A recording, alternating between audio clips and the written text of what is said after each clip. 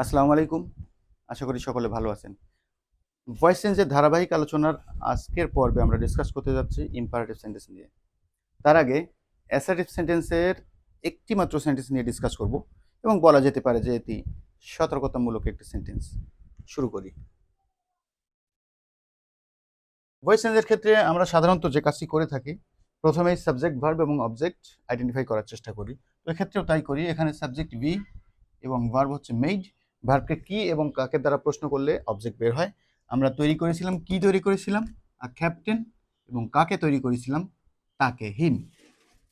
অর্থাৎ স্বাভাবিক দৃষ্টিতে দেখা যাচ্ছে যে এখানে দুটি অবজেক্ট রয়েছে এবং যে কোনো একটি অবজেক্ট ধরে আমরা যদি ভয়েস চেঞ্জ শুরু করি, যে কোনো একটিকে যদি সাবজেক্ট এ রূপান্তরিত করে আমরা ভয়েস চেঞ্জ করি, তাহলে মনে হয় আমাদের ভয়েস চেঞ্জ হয়ে যায়।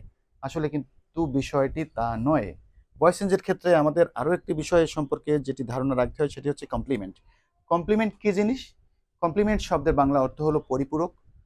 সাবজেক্ট বা অবজেক্টের ভিন্ন রূপ, সাবজেক্ট বা অবজেক্টের ভিন্ন রূপই হলো কমপ্লিমেন্ট।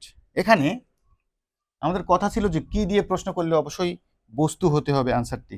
তো আমরা যদি কি দিয়ে প্রশ্ন করি তাহলে এই আনসারটি আসে আমাদের। এবং আ ক্যাপ্টেন অবশ্যই কোনো বস্তু নয়, তাহলে আ ক্যাপ্টেন কি? আ ক্যাপ্টেন হচ্ছে এই যে হিম অথবা he equal to a captain, that means we made him, আমরা তাকে তৈরি করলাম আ ক্যাপ্টেন। এই তিনি ক্যাপ্টেন, তিনি যে ব্যক্তি, ক্যাপ্টেনও সেই ব্যক্তি। তো তিনি যদি অবজেক্ট হয় তাহলে এটা অবজেক্টিভ কমপ্লিমেন্ট। কি হবে? A captain objective complement. সুতরাং এটি কখনোই অবজেক্ট নয়। এটিকে যদি আমরা সাবজেক্ট ধরে ভয়েস চেঞ্জ করি তাহলে আমাদের ভুল হয়ে যাবে। কেউ যদি এমনটি করে যে captain was made him by us, তাহলে কিন্তু ভুল হয়ে যাবে। আমাদেরকে এখানে একটি মাত্র সিঙ্গেল অবজেক্ট, মনো অবজেক্ট, তাহলে মনো ট্রানজিটিভ ভার্ব এটি এক্ষেত্রে। তাহলে আমরা কি করব? এইটিকেই, এই যে হিমটা, হিম যে ওয়ার্ড, এই অবজেক্টটিকেই আমরা সাবজেক্ট এ ট্রান্সফর্ম করে তারপরে ভয়েস চেঞ্জ করব। তাহলে কিভাবে করব? আমরা পেছন থেকে শুরু করব। তাহলে এটির সাথে আমাদের আপাতত কোনো সম্পর্ক নাই। আমাদের পেছন থেকেই শুরু করতে হবে। কিভাবে? হিম, এটিকে যদি সাবজেক্ট করি আমরা, আমাদের হবে হি। আমি একটু উপর থেকে লেখা শুরু করি, জায়গা স্বল্পতা। আচ্ছা, তারপরে কি করব? এই যে প্রথমটা যাবে শেষে, ভি যদি শেষে যায় তাহলে কি হবে? আস। এর আগে কি বসবে? বাই বসবে, বসালাম বাই। এর আগে কি?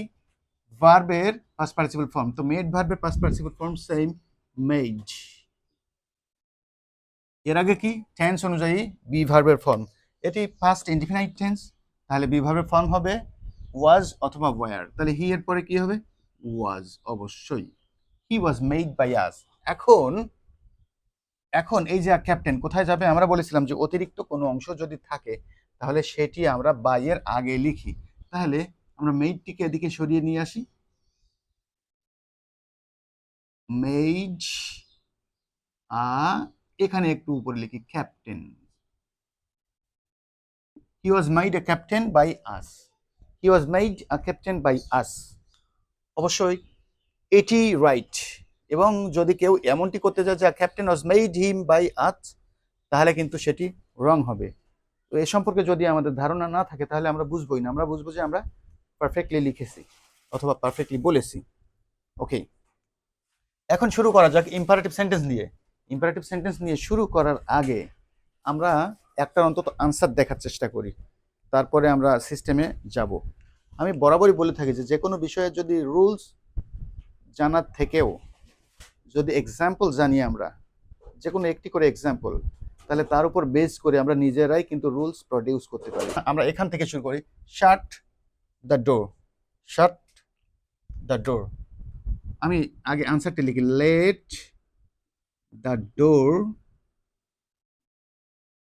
B shut, let the door be শাট।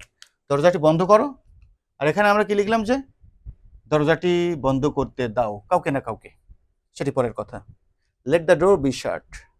আচ্ছা, এবং এরপরে এই যে শাট দ্য ডোর, এটির নেগেটিভ একটা সেন্টেন্স আমরা লিখেছি এখানে, সেটা হচ্ছে do not shut the door. আচ্ছা, এইটার আনসার আমরা একটু লেখার চেষ্টা করি, তারপর ডিসকাস করি। Let not, sorry, the door be shut. Okay, let not the door be শাট। আমরা দেখতে পাচ্ছি রুলস রেগুলেশনের পরে যাই, আমরা দেখতে পাচ্ছি let the door be shut, let not the door be শাট। আমরা এই যেহেতু অ্যাকটিভ ভয়েসে আমাদের ইম্পারেটিভ সেন্টেন্সের নেগেটিভটা ছিল, সুতরাং আমরা এখানে নেগেটিভটা কিভাবে করেছি, শুধু লেট এর পরে একটা নট বসিয়ে দিয়েই নেগেটিভ করেছি। সুতরাং আমাদের ইম্পারেটিভ সেন্টেন্সে পজিটিভ এবং নেগেটিভের সমস্যা হয়তো এখানেই শেষ হয়ে যাবে। Let the door be shut, let not the door be শাট। এবং আমি সাজেস্ট করব এ ধরনের প্রত্যেকটি আইটেম থেকে অন্তত একটি করে এক্সাম্পল মাথায় গেঁথে নেয়া, তাহলে ওটা থেকেই আমরা কি করতে পারবো, রুলস বলি, স্ট্রাকচার বলি, আর যাই বলি না কেন সব কিছুই তৈরি করতে পারবো। এখন আমরা অ্যানালাইজ করি। যেমন এখানে শাট দ্য ডোরের সাথে এই সেন্টেন্সের কি পার্থক্য, শাট দ্য ডোর এর থেকে কি পার্থক্য। শাট মানে কি, বন্ধ করো।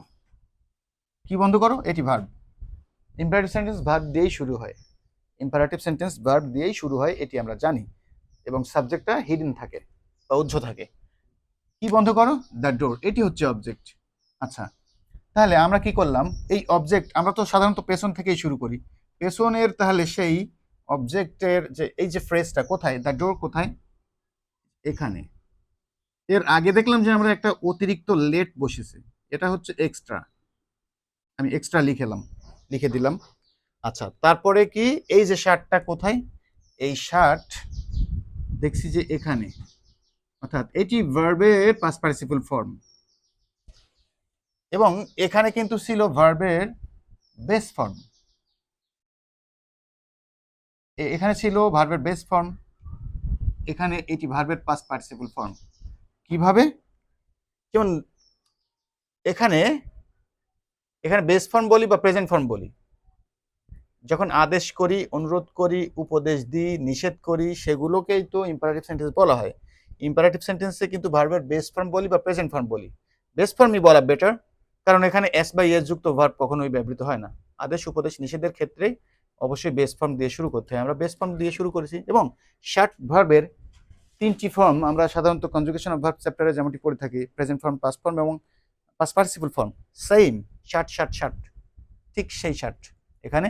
এবং এক্ষেত্রে টেন্স অনুযায়ী যে বিভার্বের ফর্ম বসানোর কথা, সেটি কিন্তু এখানে বসে গেছে। তাহলে কি হলো, শুধুমাত্র এইখানে বাই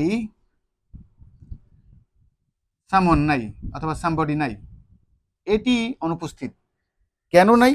কারণ এই সেন্টেন্সের সাবজেক্ট নাই, এই সেন্টেন্সের সাবজেক্ট হিডেন বা উজ্জ্ব, সুতরাং এটিও হিডেন বা উজ্জ্ব থাকবে। তাহলে আমাদের রুলস কিন্তু সেমই থেকে গেল। আমাদের পেছন থেকে শুরু করলাম, পেছনেরটা সামনে নিয়ে আসলাম, যেহেতু সামনের সাবজেক্ট ছিল না বিধায় অবজেক্ট করতে পারিনি। তার আগে যেহেতু অবজেক্ট করতে পারি নাই, এজন্য ওর আগে বাই বসানোরও প্রয়োজন নাই। এরপরে কি হলো, তার আগে মেইন ভার্বের পাস্ট পার্টিসিপল ফর্ম বসেছে, তার আগে টেন্স অনুযায়ী বি ভার্বের ফর্ম বসেছে। কেন এটি বি ভার্বের অবশ্যই অলওয়েজ বি হবে?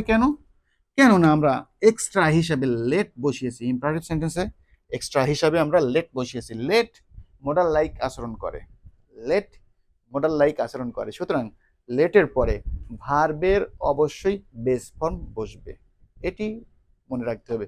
লেটের পরে ভার্বের, let means to allow someone বা something to be done. Okay, তাহলে লেটের পরে ভার্বের বেস ফর্ম বসে, সেই হিসাবেই এটি কিন্তু বি ভার্বের বেস ফর্মই বসেছে এবং সব ক্ষেত্রেই বসবে, যেহেতু আমরা লেট দিয়ে শুরু করব। এবং নেগেটিভ করার ক্ষেত্রে যে বিষয়টি হয় সেটি তো আমরা আগেই ডিসকাস করেছি। সুতরাং সিম্পল যে ইম্পারেটিভ সেন্টেন্সগুলো আছে সেগুলো কিন্তু এই সেম ওয়েতে যাবে। লাইক এ ধরনের যদি আরো এক্সাম্পল যাই, like post the letter, let the letter be posted. আমরা কিন্তু রুলস তৈরি করছি না, এখানে স্ট্রাকচারও দরকার নাই, ঠিক আমরা আগের রুলকেই ফলো করছি। শুধু ইম্পারেটিভ সেন্টেন্সে আমরা কি দেখছি যে অতিরিক্ত লেট বসবে, এবং এই রুলটা আমরা আগে থেকে জানি। লেট যেহেতু মোডাল লাইক আচরণ করে, মোডাল ভার্বের পরে ভার্বের বেস ফর্ম বসে, সেটি আমরা বসিয়েছি। ওকে, আচ্ছা, এরপরে আমরা উপরের সেন্টেন্সটাতে যাই। Take care of your health, take care of your health, তোমার স্বাস্থ্যের প্রতি যত্নবান হও। এক্ষেত্রে আমরা যে ভুলটা করে থাকি, যেমন এটি একটি টেক কেয়ার অফ, এটি একটি ভার্বাল ফ্রেজ, ভার্ব ফ্রেজ, যেভাবেই বলি না কেন। সুতরাং এবং এই ধরনের ওয়ার্ডগুলো যদি প্রেপোজিশন দিয়ে শেষ হয়, তাহলে ওই প্রেপোজিশন সহই ওই ভার্বটাকে কনসিডার করতে হবে। লাইক টেক কেয়ার অফ, এই ভার্বটাকে কনসিডার করতে হবে টেক কেয়ার অফ, এই তিনটি ওয়ার্ডের সমন্বয়ে। এবার take care of, that means যত্নবান হও বা যত্ন নাও, কিসের? ইওর হেলথ, এটা হচ্ছে অবজেক্ট। তো একইভাবে করব আমরা যেহেতু ইম্পারেটিভ সেন্টেন্স, প্রথম থেকেই আমরা এক্সট্রা লেট বসাবো। এবার পেছনেরটা সামনে আসবে, এই যে your health, that means your health, ACALTH, let your health. এরপরে আমরা কি বসিয়েছিলাম? এরপরে বি ভার্বের বেস ফর্ম, কেননা আমরা লেট বসিয়েছি আগে। তারপরে কি? মেইন ভার্বের পাস্ট পার্টিসিপল ফর্ম। সো এখানে মেইন ভার্বের পাস্ট পার্টিসিপল ফর্ম, এখানে টেক, টুক, টেকেন, তাহলে কি হবে? Taken care of, taken care of. তাহলে সেন্টেন্সটা কি হলো? Let your health be taken care of.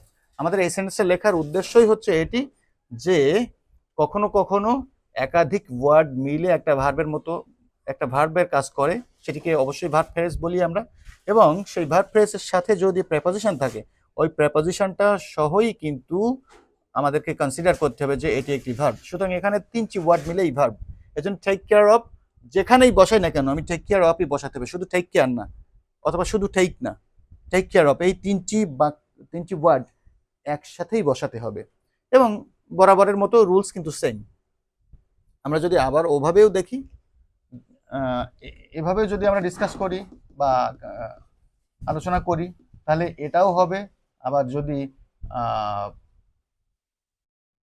যদি অ্যাসার্টিভ সেন্টেন্সের মতো ডিসকাস করতে যাই, তাহলে সেটিও হবে। আচ্ছা, এরপরে আমাদের আরো দুটি সেন্টেন্স বাকি। নেভার টেল আ লাই, এই যে নেভারটা, এখানে অতিরিক্ত একটা শব্দ আমরা দেখতে পাচ্ছি। এছাড়া এটি হচ্ছে ভার্ব দিয়ে শুরু হলো, এটি অবজেক্ট।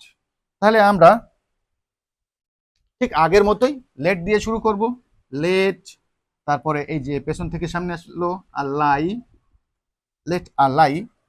এরপরে এই যে নেভার আছে, এটিকে যদি আমরা নেভার হিসেবে রেখে দিই, তারপরে বি, তারপরে ভার্বের first participle form, that means told, তাহলেও কিন্তু হয়ে যায়।